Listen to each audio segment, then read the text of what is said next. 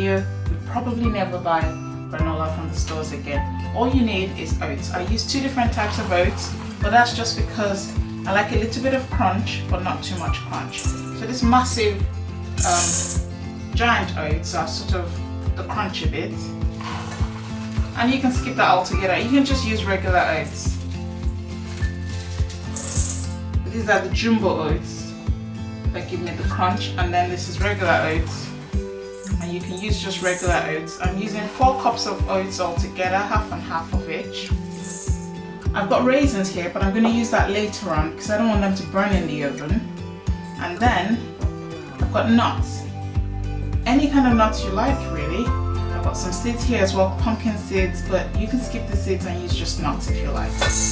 So that goes in. Some oil, half a cup of oil, or 1/3 of a cup of oil, depending on, you know, if you're watching your weight. 1/3 to half a cup of maple syrup or honey.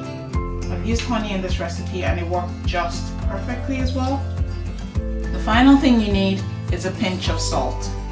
And then mix it together. How easy is that? If you like some other flavors, you can add cinnamon to it. You can add a bit of nutmeg. Tip it into the pan. Give it a little spread out.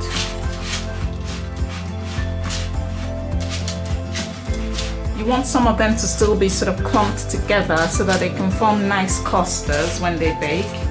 But you don't want it too crowded that it wouldn't bake. And now we're going to pop it in the oven at 175 degrees for 10 minutes. 10 minutes is done.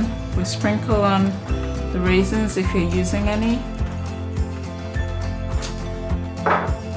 And then just try to sort of mix it a little bit, but not to break up too many of the clumps. And then when you leave it to cool, it will get even crispier. So don't be afraid that it's not too crispy yet. And that's it. You've made granola. Now go enjoy with some yogurt.